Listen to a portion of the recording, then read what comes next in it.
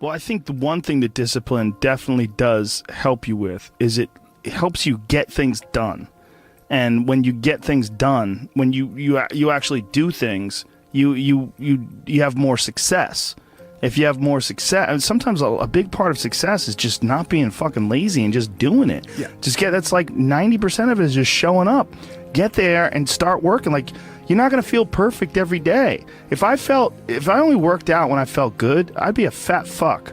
Because there's a lot of days I don't want to do it. It's pretty much the same with everybody that actually gets good at something. There's got to be those days you push through, and they're probably going to be more numerous than the days you don't. And so the benefit of discipline in my eyes has always been that through discipline I get things done. Yeah. I always say that I'm like the most lazy, disciplined person I know, because I don't want to do it. Yeah, but I always do. One of the big problems is sitting down and doing the work. Mm-hmm. And you gotta, and Pressfield talks about that in the most concise and beautiful way. And he labels it like an enemy. He calls it resistance. Mm-hmm. And that you have to sit down, you have to overcome resistance, and that the pro goes to work. And it doesn't matter if you're sick, it doesn't matter if you have kids, it doesn't matter what, you're a pro and you go to work. And that just, it puts it in your head that this is what I do. This is what, and you have pride in that. And then when you are in front of that keyboard and you look down at the count, it says, I got 1,000 words today. I put 1,000 words in. You're doing the work, and out of that work, gems blossom. Yeah. Little things, but you might have a day where you just write nothing but dog shit. So what? Show up again tomorrow, and tomorrow out of that dog shit, a flower will emerge. You never know, and that's the only way to develop real. Like, to really develop your potential 100% in anything, whether it's as an author or even as a martial artist. There's a lot of creativity in martial arts. To be a great striker, you have to be creative, because you have to develop patterns or execute patterns that aren't going to be perceived. This idea that life is hard is something you're supposed to shield from them, it's so silly. And, I've had this conversation with my friends, because everybody that I know that's interesting had a fucked up life. But now we have kids, and the last thing we want is our kids to have a fucked up life. So we put our kids in these good schools, we live in these nice neighborhoods, everybody eats healthy, and there's no fucking domestic violence, and everybody seems, it's so different than all of our lives. And we were talking about it. Me and Brian Callen were actually talking about it. Like, look, we all had fucked up childhoods, and everybody we know had fucked up childhoods. And they're all interesting, but I don't want my kids to be boring, but I also want them to be safe. So it's like, how do you approach that? I mean, I think you get involved. This is what I've chosen to do, is get my kids involved in martial arts and give them the opportunity to pursue difficult things, and understanding that through pursuing these difficult things, like in accomplishing stuff, like you learn something about yourself. You learn that you have this ability inside of you to overcome. Get obsessed with life improvement. Find things that you enjoy doing that are difficult, do them, and get better at them. It seems so simplistic. It seems like a ridiculous, idealistic point of view, but it's effective. Well, you need some amount of pride and some amount of ego to get good at things in the first place, because it's such a counterintuitive notion, because you have to have a belief in yourself. You have to be able, like when you start out at jiu-jitsu, you're a white belt. Like, I remember being a white belt and being like, oh my God, I am fucking never going to get good at this. I'm going to suck forever. But to look at people who are better than you and know they had to have sucked at one point in time. Okay, there's somewhere along the end of this tunnel, there's got to be a light. I just got to keep going. Yeah. And that takes ego, and right? Ego, yeah, I was going to say, I mean, ego drives you to be successful, me to be successful. Ego is what's driving you. The problem is when you let ego go too far. Yeah. And everything takes balance. There's a dichotomy in everything. Every part of you has a dichotomy. You can get so into the physical aspects of things that you end up like doing a bunch of steroids and going crazy and ruining your health. Right? Yeah. That's not good. Right. The other end of the spectrum, you can sit around and play video games and turn into a... Bodybuilding is a great example of that, because when you start lifting weights, you're like, God, I'd like to be stronger. And you start getting a little bit bigger. You're like, oh, look at that. I got a muscle. Woo, this is cool. And then you keep going, and then you keep going. But some guys get so fucking crazy, they won't stop until they have 22-inch arms. And they want to have thighs that are so big, they have to walk like they've got a barrel in between their legs. And, you know, and they just can't help it. They just take it to some completely unhealthy place. Yeah, that's rough. Yeah, well, it's just the nature of trying to get good at something. You got to recognize what's good and what is just fucking insane. For some people especially, they're just experiencing way too much pressure. And that pressure, a lot of times, it's just an imbalance in perspective. And some of it's, I was talking to this mom once. Her daughter does gymnastics with my daughter, and we were talking about kids killing themselves where she used to live. She used to live in one of the really wealthy tech areas outside of San Francisco, and a bunch of kids that went to school with her daughter that were like 15, 16, were jumping off bridges and shit. Like, it was like an epidemic. And they were trying to figure out what the fuck is going on, and they're literally calling it affluenza. That these affluent kids and their families are literally worth $1 billion. You know, I mean, everybody's super rich, and they're having this insane pressure, like before high school and in high school, to be in Ivy League schools and to get 4.0s and all, and they're not having any fun, and they're not experiencing life, and they don't have any hope, and their parents are all on fucking pills, and they're just killing themselves. For some people out there that aren't feeling good, man, if you just fucking struggled more, you get over that struggle, you feel better. It sounds so simplistic, but I swear by it. I've felt shitty myself, and then forced myself to work out, and after I get out of there, I'm like, whoa! 100%. Fucking it's 100% guarantee. It's hard for people to break momentum, too. Momentum that's good momentum, or momentum that's bad momentum. When I get on a good groove of working out all the time, I feel it. Like, after I'm done working out, I'm like, yeah, I can't wait to get in there again. I can't wait to work out again. That's the good momentum. But then there's that bad momentum, like you get injured or something like that, and you can't do anything for a couple of weeks, and then to try to get that kickstart that motor up again, it's hard to get momentum. There's a lot of people that are eating shit food, and then by the end of the day, your body's in a crisis. Your body's just processing all this bullshit. And if you're eating a big, bullshit lunch filled with nonsense, like, your body's got to process all that stuff. And so at the end of the day, you're going to lose your willpower. So, like, when 5 o'clock, 6 o'clock rolls around, you're going to be tired. But if you have a healthy lunch, and, you know, you're properly fueled, and then you also have positive people in your life, everyone's motivated, by the end of the day, you're going to feel good. Whatever the fuck your thing is, just go and do it. Just force yourself to do it. And if you feel like shit because you ate lunch, then your lunch was, filled with bullshit, well then, hey dummy, don't eat shitty lunch tomorrow. Tomorrow try a nice salad. Try a salad with some salmon and see how you feel then. You're like, hey, I feel way better today at 6 o'clock. Duh. Now your decision making will be better. Like, people don't understand how significant it is. Like, all these little decisions, those are like that's the path for the rest of your existence on Earth.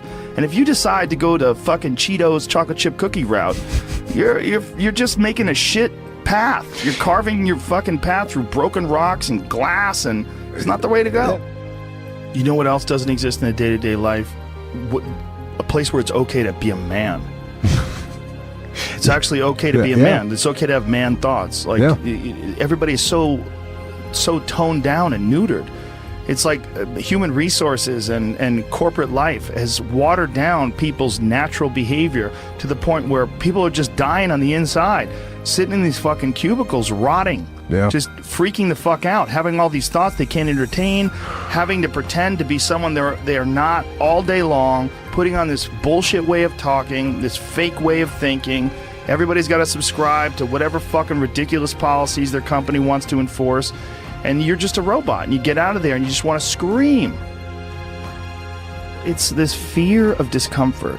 People have this extreme feeling in their mind when it comes to their associations with exercise. They want to avoid discomfort. They feel like any type of exercise is just like something to be avoided. That's not for me. Fuck that. I don't want to sweat. I don't want to strain. And a lot of times, this association that they have is about the beginnings of getting in shape. It's not about once you're actually fit. Because once you're actually fit, exercise is something you look forward to. It's an alleviation of stress. it feels great. Like if I can't get a workout in, I look at my schedule. I go, oh shit, I don't have any time for a workout, which means I'm not going to get that good feeling. And so instead of looking at it like, oh, I've got to go grunt and sweat, I'm thinking I'm not going to feel good. I'm not going to feel relaxed. I'm not going to feel carefree. And I'm not going to feel even appreciative. Like my appreciation of things, and it gets enhanced greatly after exercise. I just feel better. I feel like I can take things in for what they are rather than, you know, whatever sensory data that I'm getting from any event is just one more distraction that gets in my way. And you know, that's a lot of times how I look at things if I'm overstressed or if I'm working too much. Like our bodies, for whatever reason, most people, their associations are to avoid anything that's uncomfortable. But it's so illogical, because when you look at comfort and you look at success and progress and the feelings of accomplishment and of getting past certain hurdles in terms of like how you feel about life, a lot of those are connected to discomfort. Like discomfort is your friend.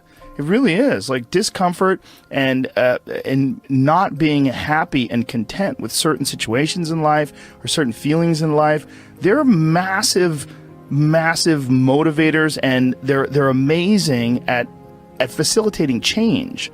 And yet our instinct is to avoid those and just sit on the couch and watch some fucking reality show about dudes who make moonshine with our jaw open, like it's bizarre. And for me, at least, when I get like really disciplined and really I get really consistent with my workouts, one of the things that I almost feel momentum. I feel like there's like a push behind me, like, all right, like after I get out of the gym, I have a really good workout. I'm like, yeah, now I'm doing it. I'm doing it all the time now. And I'm looking forward to the next time. And it makes that resistance much weaker, and it makes my motivation and my discipline much stronger. I think a lot of it is based on just the consistency. You know, it's one of the things that I talked about recently on the podcast. I said, you know, like blowing something off, it's not just not good. Like blowing off an exercise that you planned is not just bad for you physically. It's also bad mentally, because then that option is now available. The option to fuck off is available.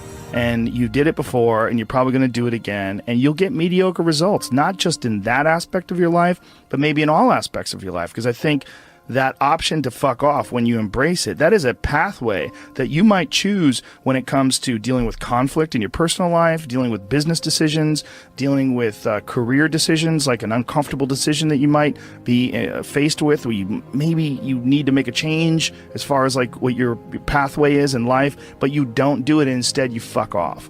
And that the inclination to fuck off, I think, that gathers momentum as well.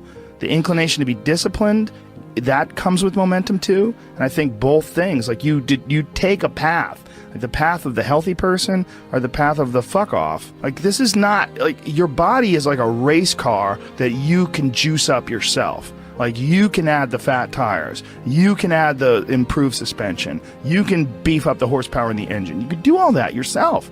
Or you could just choose to have this shitty body that's always falling apart on you, because we're essentially ecosystems. You know, and we're in charge. This weird consciousness that has all this resistance and has all this inclination towards comfort and fucking off and blowing things off is what is in charge of making all these things happen that keep this ecosystem healthy. It's almost like if Earth itself had like a shitty manager. You know, if like there was a natural manager of Earth that was like, oh God, who cares if it rains? Oh God, you know, like I'm gonna stop growing things. I don't give a shit anymore. It's all stupid anyway. I mean, it's literally like the just blow it up. Yeah. Fuck it. Let's just kill all of life. Well, it's all gonna die eventually. I mean, the sun only lasts 7 billion years. You see, that is the perspective a lot of people take with aging, where it's like, well, you're gonna die, you're gonna age, you can't stop aging, and it's like, yes, you're right, but that's not the point. The point is to age better. Like, that's the point. The point is to increase your health span, you know, and that is, we know is possible. Like that can, there's some of these like centenarians and super centenarians I've seen that are like over 100 years old, and they're like riding bikes and racing, and it's like, Yeah. they're old. They are very old. But they're experiencing a very good quality of life. Yeah. And they're experiencing a quality of life that these other people that don't exercise feel, they physically feel their own body diminishing, and they just feel it's inevitable. It is what it is. You're wasting your time. You're out there running around. But no, we're not, because this experience right now, it's not like, no one's under the illusion that you're going to live forever, but you are enhancing the experience that you're currently involved in right now. And you are alive. Right. You are alive. You do experience this life. But do you experience this life optimally? Is it as enjoyable as it can be? And we all know that there's a spectrum for that enjoyability. Like, we've all had times in our life where it's not been so great. And then times in our life where everything came together, like, what a fucking great day. Woo! Like, make more of those. Like, you can make more of those. And then the whole thing's better. And I think when that whole thing is better, it affects everybody you touch, everybody that's around you, everybody you come in contact with. And that in turn, I mean, it sounds so grandiose, but in turn can affect the entire race of human beings.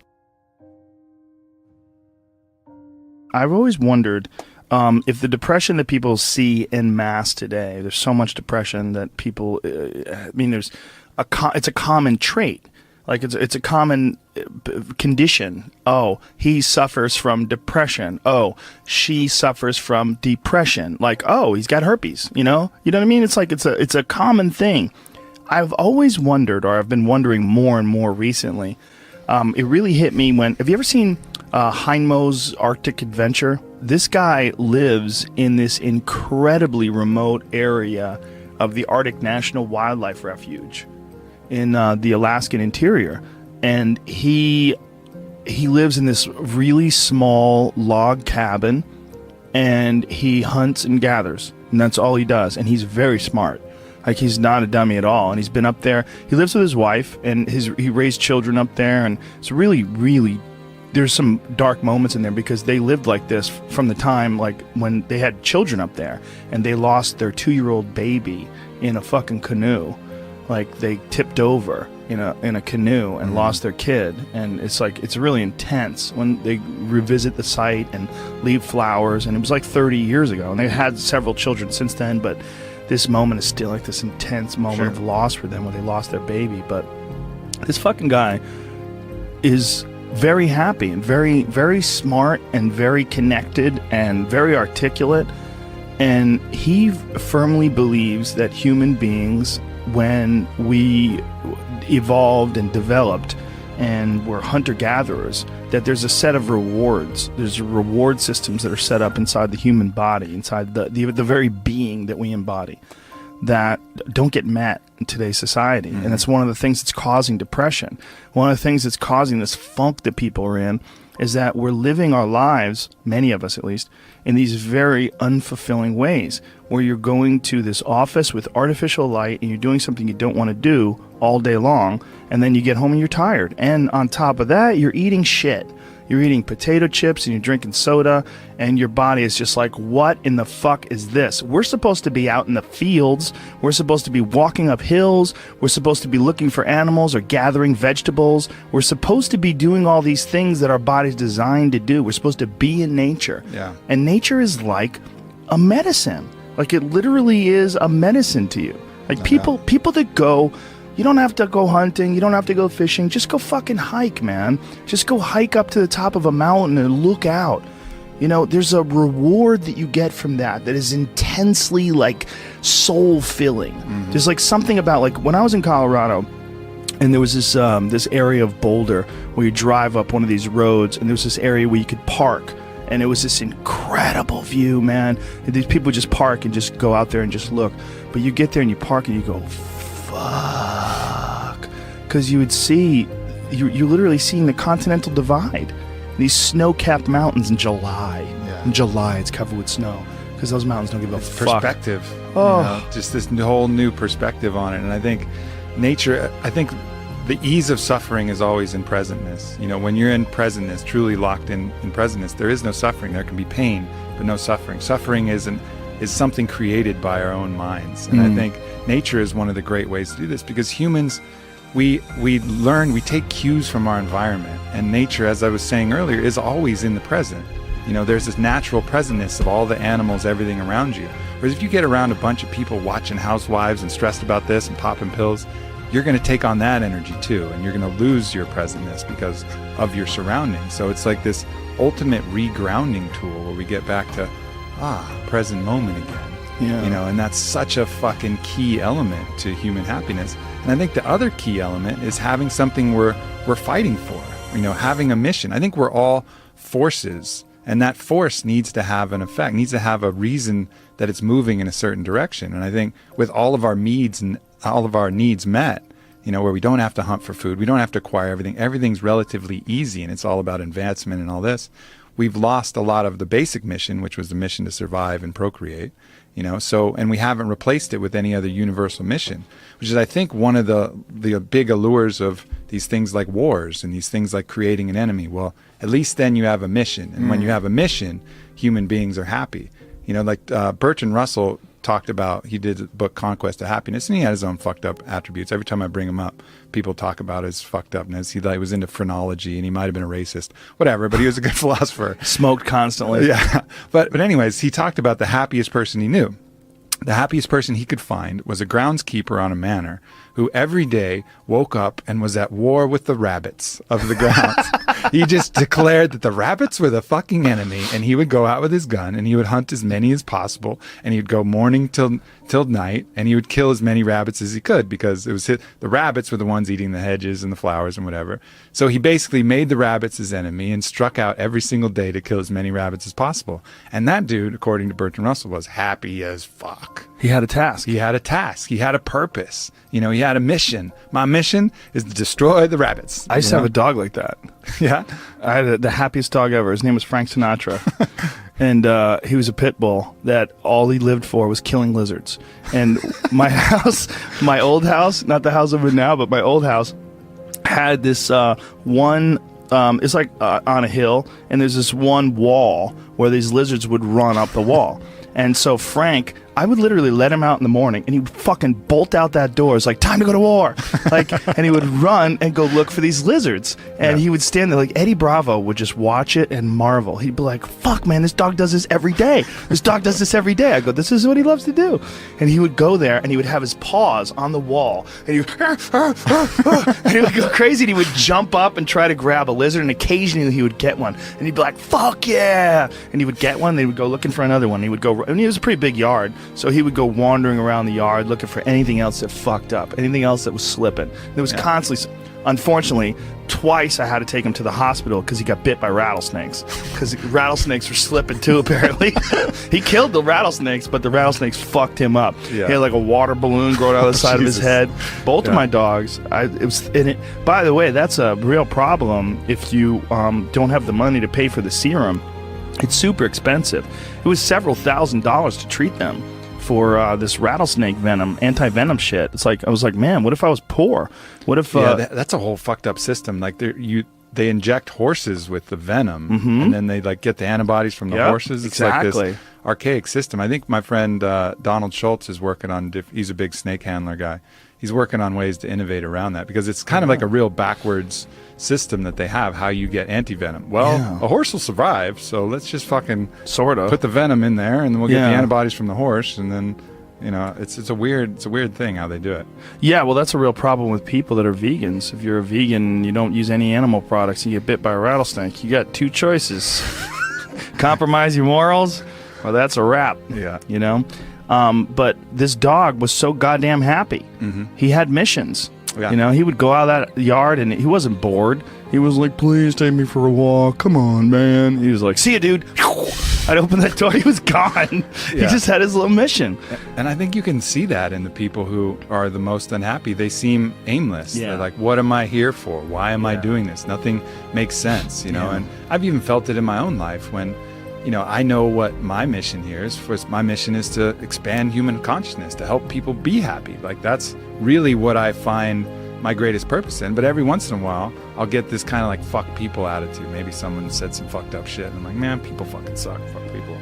And then at that moment, that's when I'm actually depressed, because I've lost my mission. Instead of having a mission like, yes, my mission is human consciousness, all of a sudden it's like, fuck people, fuck that mission. They'll figure it out. And then I'm depressed because I've lost my purpose. It's very hard to rise above, like literally, when something like that happens and realize like, oh, you're encountering one diseased individual. You got to look at the mass of humanity. Yeah. Like when you encounter one diseased individual, it's so like this guy who shot up that nightclub in Orlando. You're looking at one diseased individual. And if you say, man, people fucking suck, look at what they did. Well, look at how many people that are responding with rainbows on their Twitter pages and love and all the best wishes to those folks that got killed and all their... I mean, I was looking at this guy's page who's an animal lover who was organizing people to go to the homes of the victims and see if they have pets that are trapped. There's beautiful people out there. Yeah. There's a lot. There's more beautiful people. This is without a doubt not just the safest, the easiest. This is the happiest time in terms of like being able to like reach out and send love to people and have people send love to you. But just occasionally you run into cunts. Yeah, no doubt. And the cunts itself, man. But the beauty is out there too. It's just not as dramatic and it doesn't impose upon us as forcefully. But if we just look, it's around all the time. We run into good people all the time. But you just make eye contact with that good person or that kid who's just looking at you and just creeping with that little smile, and you're like, oh yeah, the good of humanity, the fact that we really are love being expressed outwardly all the time, and it's just these other delusions that get in the way of that. Well, we're oddly attracted to negativity too. It's almost like we look at negativity online or that you run into as like a possibility of war. Like, you have to look out, there's fucking drums beating. God damn it, there's an army on the background. They're coming. But, it's like this real impulse to sort of batten down the hatches. When really it's just some fucking 36-year-old loser sitting in his parents' basement, farting and smelling his own farts and angry online. I mean, that's really what a lot of you're dealing with. You're dealing with, like, really sick people. Like, people that have just, for whatever reason... They've not found their path. They've not found any happiness. They've not found any fulfillment. They haven't found any growth. They're just stifled or rotten in some sort of a weird way. It just hasn't really worked for them. Yeah. And so they're lashing out. They're lashing out at the world. And you run into one of those, and you're like, people suck. Yeah, and that's the initial response, and then the more conscious response is to look at them and have compassion for that person. Yeah, that's hard to do, right? That is hard to do, and our system isn't based upon that. Even if you look at the U.S. penal system, it's very much about punishment. Whereas if you watch that documentary that Michael Moore did, Who to Invade Ness, where they go to Norway, they have a whole different idea of what the penal system is for. It's about restoring human dignity and cultivating a change, really making change in the person. It's not about punishment. It's about actually changing that individual so he doesn't do it again. And then you look at the recidivism rates between our prisons and Norway's prisons, and they're just dramatically different. That impulse to punish immediately, is not the healthiest impulse. That's just going to create more issues down the road. You're not rehabilitating anybody. You're just taking even more broken people and putting them out in the world and hoping they're not going to do the broken things. Well, it's not going to fucking work. The right impulse is always that compassion and looking to see, as if that was you, how all of these fucked up elements of the world and choices. I'm not overriding the fact that they had choices in all this. They're not free of guilt. But look at that like this is the person that just made some bad choices and had some tough shit to deal with and couldn't overcome it. The resistance in the video game was higher than his skill set, and he wasn't able to choose to work and choose to the positive elements that would allow him to overcome it. Yeah, see that. It's also Norway's dealing with far fewer people. That's true. And that's a good thing for them. And it's also they don't have that conquerors mentality that we have. So we're so wrapped up in success and also in punishment. I mean, that is a big aspect of our culture, like punishment. And I mean, like when anybody does anything wrong online, the amount of people that feel like it's their job to shame that person and embarrass that person and insult that person, it's pretty crazy to watch when something goes down. It's all so counterproductive, and I see that in the people shaming people for appropriation, right? So let's say, for example, someone wears a headdress at a fucking festival, right? They're probably they're not doing it to mock the Native Americans most likely. It's probably like a mild appreciation and interest. I think this looks cool. I'm in a place and, and then all of a sudden they get all this intense hate and shame and putting all of this stuff, all of these intentions on them that weren't true. Again, going back to my point about morality, it's not about the act, it's about the intentions of the act. But right now we make it all about the act. Oh, you wore this headdress. That means you're insulting thousands of years of Native Americans. You're oppressing, you're appropriating. Like, no, I fucking wasn't. I was wearing a fucking headdress. But then all of a sudden that imprint will create trauma, and that trauma will have a poisonous impact that will make them feel weird and make them want to do that to other people. So it's like you're injecting someone with a hate virus, that they're going to then pass on to other people rather than doing the opposite. Spreading the love herpes, where it's this contagious positivity that goes the other way. And we have those choices with how to deal with people, but more often than not, we come with this thing to punish and create more trauma, which triggers their own self-judge and their own self-hate, lowers their own self-love, and then they're going to pass that off to kids, family members, people around them. There's just two sets of dominoes that we can choose to take either path.